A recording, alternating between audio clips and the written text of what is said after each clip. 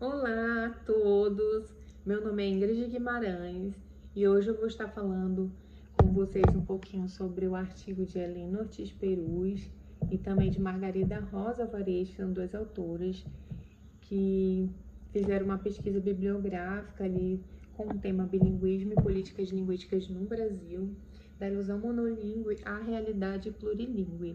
E de cara me chamou muita atenção esse título por já tratar de línguas, no caso plurilíngues, né, de várias línguas. E eu separei aqui alguns pontos importantes como objetivo do artigo, né, que é estudar e analisar as políticas linguísticas no Brasil, discutindo o bilinguismo, como ele é tratado em documentos oficiais. Então, o método que elas utilizaram, já havia falado, né, uma pesquisa, uma análise bibliográfica e documental para explorar diferentes concepções de bilinguismo ao longo do tempo. Então, o artigo também examina os tipos de bilinguismo contemplado pelas políticas linguísticas e status de línguas, como português, indígenas, estrangeiras, de sinais, de imigração, e alguns grupos sociais foram analisados, tá? O estudo ele foca em atividades legais em relação ao bilinguismo, em comunidades indígenas, imigrantes, surdos e quilombolas. E esse artigo também ele é uma crítica, né? Uma crítica a essas políticas monolíngues, né? Identifica desde a princípio ali um erro, tá? Das políticas linguísticas que eram predominantemente monolíngues. Mas destacam também que houve alguns avanços recentes, especialmente em reconhecimento das comunidades indígenas como bimultilíngues. Eu posso até acrescentar que na nossa atualidade, né, de 2021 para cá, houve também um avanço aí na comunidade surda, né, que tem algumas leis já sobre o bilinguismo. E rico, né, gente, falar sobre línguas. Esse trabalho ele explora as políticas linguísticas no Brasil. Historicamente, o nosso país ele é monolíngue e ele se depara-se com uma diversidade de línguas no nosso país. E essas autoras elas analisaram essa transição da concepção monolíngue para essa noção plurilíngue, incluindo as línguas indígenas, de imigração, a língua brasileira de sinais, as línguas quilombolas. Então, assim, são uma diversidade de línguas. E o Brasil ele era visto como um país monolíngue, com o português sendo a única língua oficial, né? Mesmo com reconhecimento em 2002, com a Lei 10.436, né? A Lei de Libras, reconhecendo a Libras como uma língua, o português ainda é a única língua oficial no nosso país. No entanto, ali as autoras elas questionam essa visão e afirmam que é uma ilusão monolíngue, como o título já mostra, né? O país ele abriga uma imensa diversidade de línguas, sendo assim um país plurilíngue, com uma diversidade linguística rica e complexa. Aqui, né, em um desses pontos, aqui no final, faz uma crítica, né, e diz que a crítica às políticas monolíngues, identifica um erro logo inicialmente, né, nas políticas linguísticas, que eram predominantemente monolíngues, mas tem avanços. E um desses avanços que ele menciona aqui são as comunidades indígenas como bimultilíngues. E aí, eu fui fazer uma pesquisa em 2002, dia 27 de outubro de 2002, no Gov, foi publicado que o Brasil ele registra mais de 274 línguas indígenas, diferentemente faladas por 305 etnias. Então, assim, é muita língua, gente. Realmente eu não tinha parado para pensar nesse aspecto, pensar nesse ponto de que o bilinguismo ele não se trata apenas da comunidade surda, né, mas em outras comunidades também. E aqui ele cita que o Brasil como um dos 10 países com a maior diversidade linguística no mundo. No mundo, eu fiquei impressionada com isso aqui. E eu separei aqui no artigo, logo no comecinho aqui. Só deixa eu abrir aqui, gente.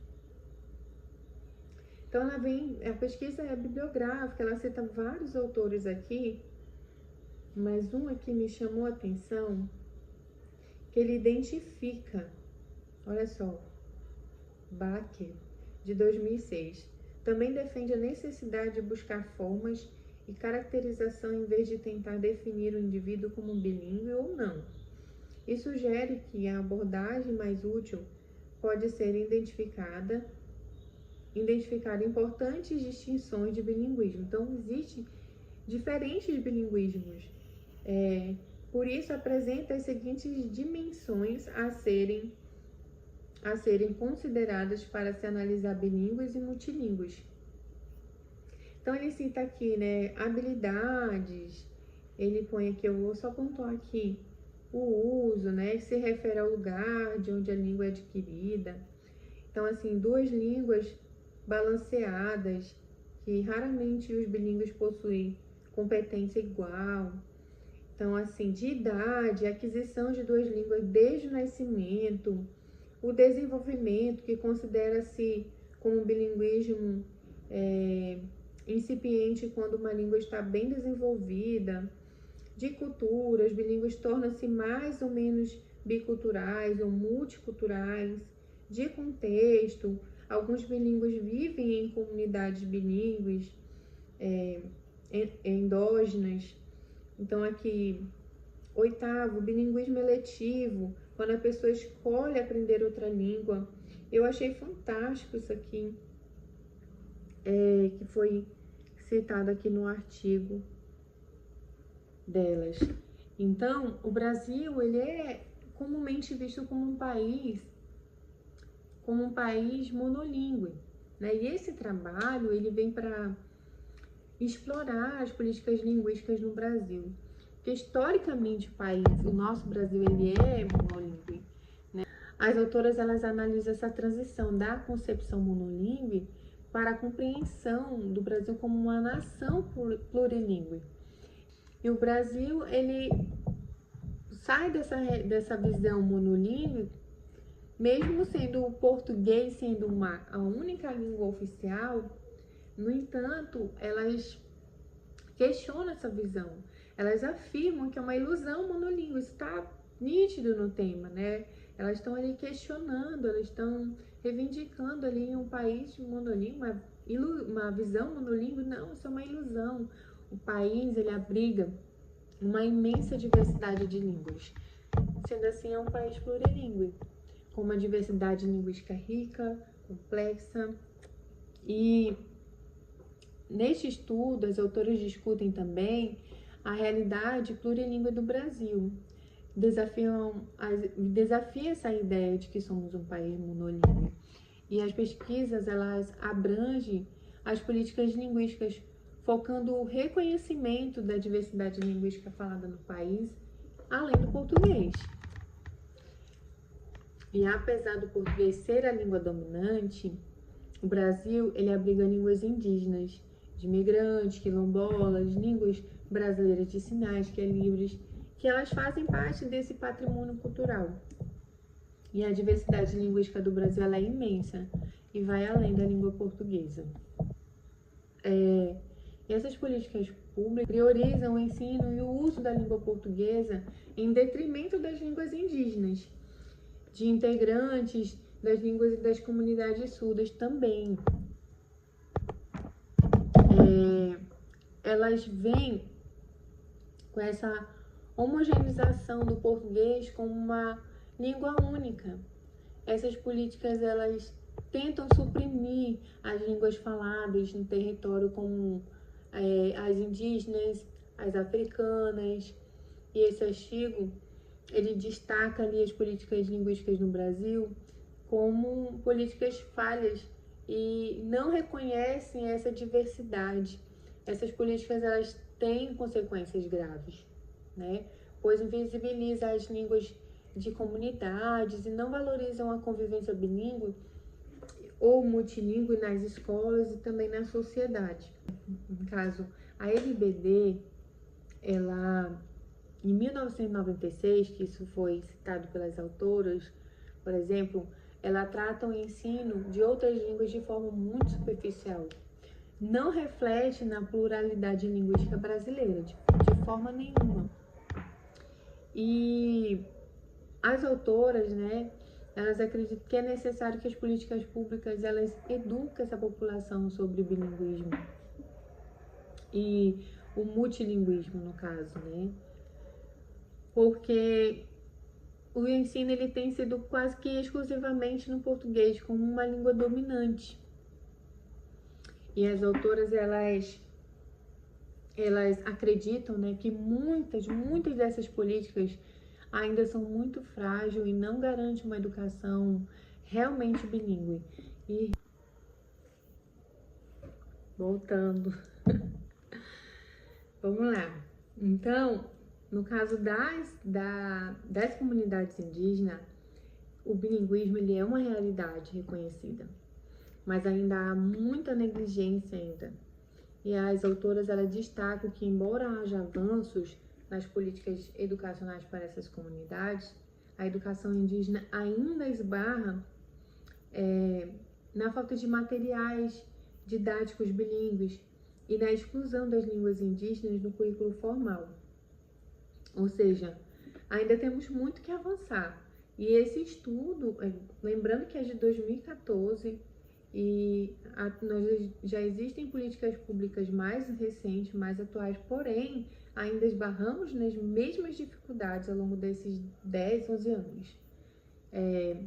É muito importante também, pois elas observam o verdadeiro bilinguismo, ele não deve se limitar, no caso, ao ensino das línguas estrangeiras como segunda língua, mas sim a promoção na educação que reconheça as línguas nativas dos povos indígenas, promovendo a igualdade de condições e aprendizado também.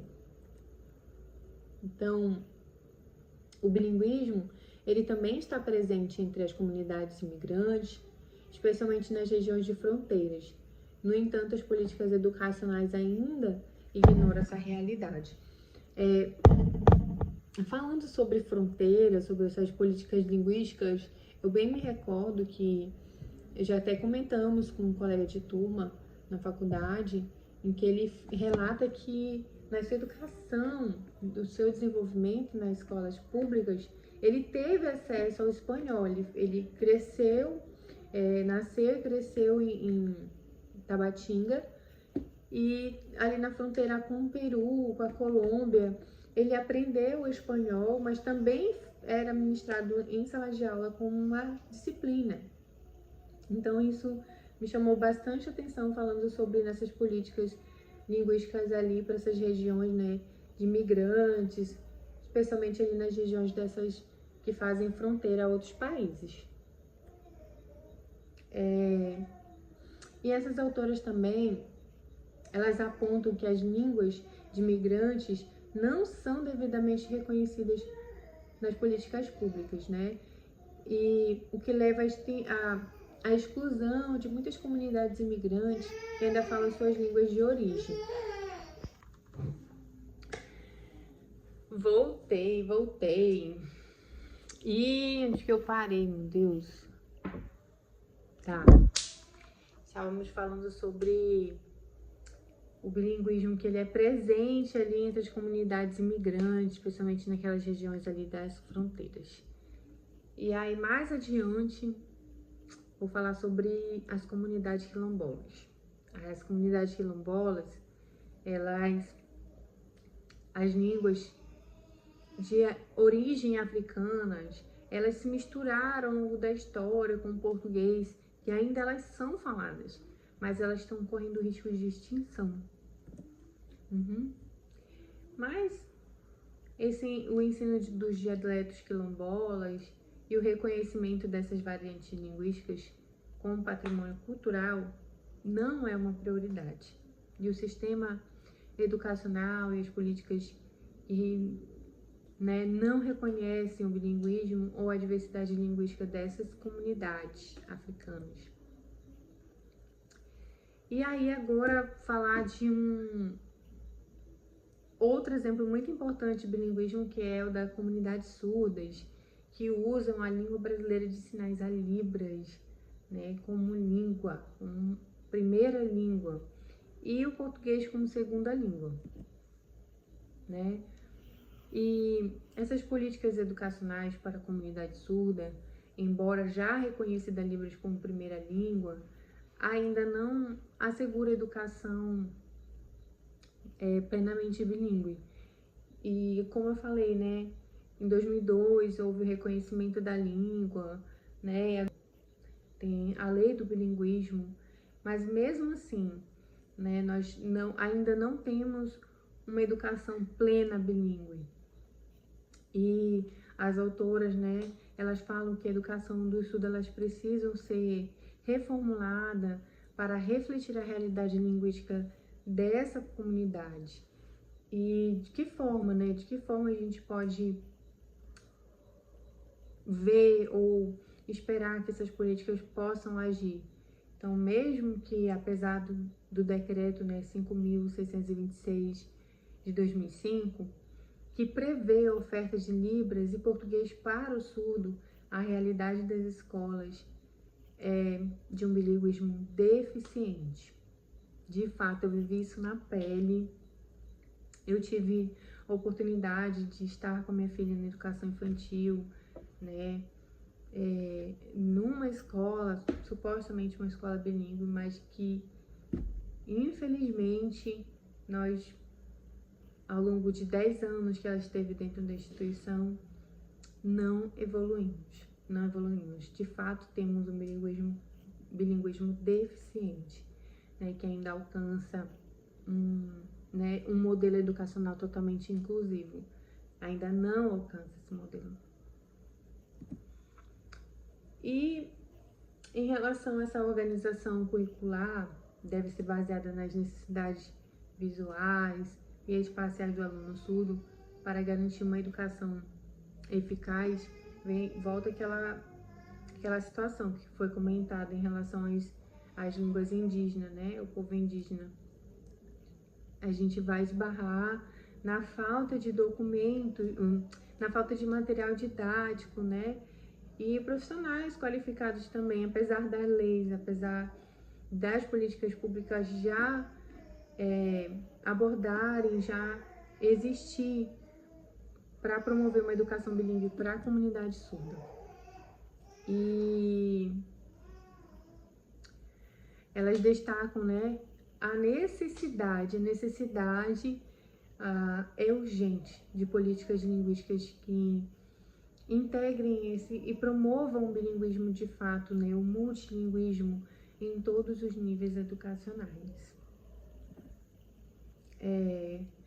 As políticas elas devem ser voltadas para o reconhecimento das línguas faladas no Brasil e oferecer também alternativas educacionais que permitam um plano de desenvolvimento de cada um, respeitando também suas identidades linguísticas e culturais.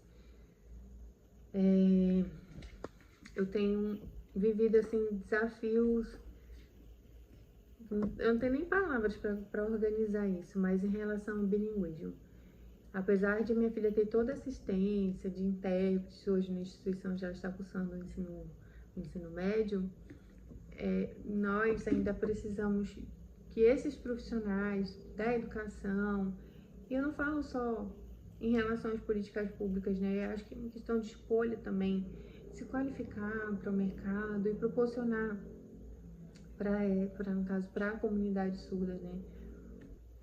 Então, essas políticas, elas devem ser voltadas para esse reconhecimento de todas as línguas faladas no Brasil, incluindo a língua de sinais, a Libras, que é uma língua visoespacial, né?